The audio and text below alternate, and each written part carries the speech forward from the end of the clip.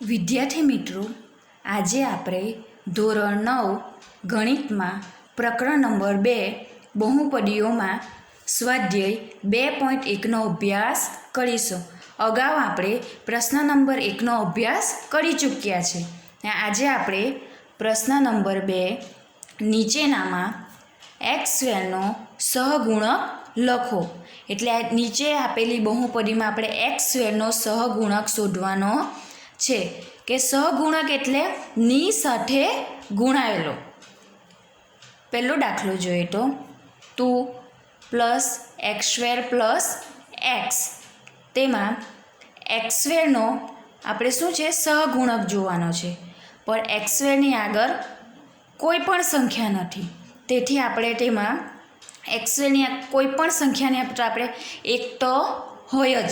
તેથી આપણે લખી શકીએ કે આપેલ 2 + x2 + xમાં x2નો સહગુણક +1 છે. આપણે સહગુણકની સાથે સાથે તેની ચિહ્નનું પણ અહીંયા ધ્યાન રાખવાનું છે. તેથી 2 + x2 + xમાં x2નો સહગુણક +1 છે. બીજો દાખલો જોઈએ તો 2 - x2 + x3. તેમાં પણ આપણે x2ના સહગુણકની જોવાનો છે. તેમાં પણ આપણે x2માં અહીંયા પહેલા દાખલામાં જોયું ત્યાં પણ કોઈ પણ સંખ્યા નથી આપી, એટલે એક તો હોય જ. તેવી જ રીતને અહીંયા પણ x2માં આપણે કોઈ પણ સંખ્યા નથી આપી, તેથી એક તો હોય જ. તેથી શું છે આપણે લખી શકીએ કે આપેલ 2 - x2 + x3માં x2નો સહગુણક -1 છે. આપણે ઉપર જોયું તો પ્લસનું ચિહ્ન હતું, હવે અહીંયા માઇનસનું ચિહ્ન. એટલે અહીં આપણે સહગુણકની સાથે તેને આપણે ચિહ્નને પણ ખાસ ધ્યાન રાખવાનું છે. આગળ જોઈએ તો ત્રીજો દાખલો π/2 x2 + x. તેમાં જો તો x2ના સહગુણકની વાત કરવાની છે.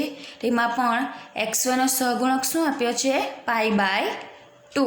તેથી આપણે લખી શકીએ કે આપેલ π/2 x2 + xમાં x2નો સહગુણક +π/2 છે. ભલે પ્રથમ પદ છે પણ તેમાં કોઈ પણ ચિહ્ન નથી આગળ આપ્યું, તો પણ કોઈ પણ ચિહ્ન ના આપ્યું તો પ્લસનું ચિહ્ન તો હોય જ. તેથી π/2 x2 + xમાં x2નો સહગુણક +π/2 છે. ચોથા નંબરનો દાખલો જોઈએ તો વર્ગમૂળમાં 2x - 1. અહીંયા આપણે જોઈએ તો x2ની કોઈ પણ સંખ્યા આપી નથી. જો x2નો કોઈ પણ સંખ્યા તો તેને આગળની સંખ્યા શું, તો આપણે આગળની સંખ્યાને આપણે શૂન્ય તરીકે લઈ શકીએ છીએ. તેથી અહીંયા કોઈ પણ x2નો સહગુણકનો ઉલ્લેખ થયો નથી. તેથી આપણે લખી શકીએ કે આપેલ વર્ગમૂળમાં 2x - 1માં x2નો સહગુણક 0 છે.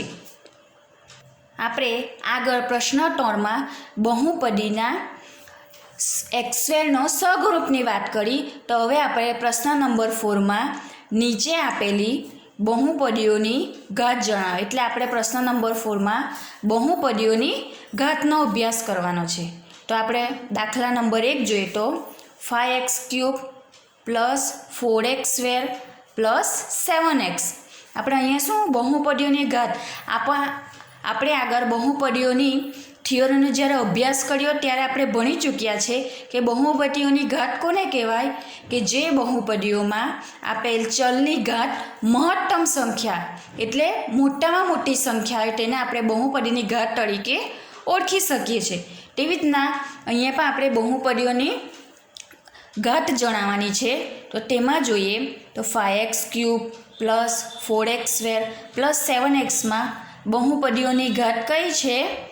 5x3માં 3, 4x2માં સ્ક્વેર અને 7x. તેમાં કોઈ પણ ઘાત નથી, પણ એક તો હોય જ. તેમાં અહીંયા 1, 2, 3 પણ આપણે શું જોવાનું છે મહત્તમ અને મોટામાં મોટી ઘાત. તેથી અહીંયા આપેલ બહુપદીની ઘાત કઈ છે? 3 છે. તેથી આપણે લખી શકીએ કે આપેલ બહુપદીની ઘાત 3 છે. તેવી જ રીતના આપણે બીજો દાખલો જોઈએ તો 4 - y². અહીં પણ આપણે બહુપદીની ઘાત જોવાની છે, જેમાં 4ની બાજુમાં કોઈ પણ ચલ નથી આપો પણ y એ અદ્રશ્ય સંખ્યા તરીકે હોય પણ તેની ઘાત 1 છે. પણ આપણે બહુપદીની ઘાત જોવાની છે, જે મહત્તમ હોવી જોઈએ. તેથી અહીંયા બહુપદીની ઘાત કઈ છે? 2 છે. તે આપણે લખી શકીએ કે આપેલ બહુપદીની ઘાત 2 છે.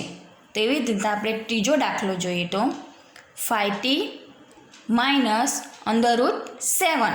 તેમાં પણ અહીંયા √7માં કોઈ પણ ચલ પર t એ અદ્રશ્ય સંખ્યા તરીકે હોય છે. તેની ઘાત શું હોય છે? 0. પણ આપણે બહુપદીની મહત્તમ ઘાત જોવાની છે. આપણે આગળ અભ્યાસ કરી ચૂક્યા તે પ્રમાણે તેની વ્યાખ્યામાં આપણે જોયું છે. તે પ્રમાણે અહીંયા પણ 5tને કોઈ પણ મહત્તમ ઘાત નથી આપી, પણ એક તો હોય જ. તેથી આપણે લખી શકીએ કે આપેલ બહુપદીની ઘાત 1 છે. તેવી જ રીતના આપણે જોઈએ ત્રીજો દાખલો. તેમાં 3. આપણે અહીંયા કહી શકીએ અહીંયા બહુપદીની ઘાત છે તો છે. કઈ રીતના કે આપણે આગળ અભ્યાસ કરી ચૂક્યા છે કે આપેલ બહુપદીની ઘાત જો શૂન્ય હોય તેને અચર પદ કહેવાય છે. તો આ 3 શું છે? અચર પદ છે. ને અચર પદની ઘાત શું છે? શૂન્ય હોય છે. એટલે અહીંયા કોઈ પણ આપણે ચલ તરીકે ચલની સંખ્યા આપણે લઈ શકીએ. ધારો કે જો x લઈએ તો પણ 0 થાય, y લઈએ તો પણ 0 થાય. એટલે અહીંયા કોઈ બી સંખ્યા પણ અચર પદ છે તો તેની ઘાત 0 છે. તેથી આપણે લખી શકીએ કે આપેલ બહુપદીની ઘાત 0 છે. આજે આપણે પ્રશ્ન નંબર 2 અને પ્રશ્ન નંબર 3 અને 4નો અભ્યાસ કરી ચૂક્યા. હવે પછીનો પ્રશ્નનો અભ્યાસ આપણે નેક્સ્ટ વિડીયોમાં કરીશું.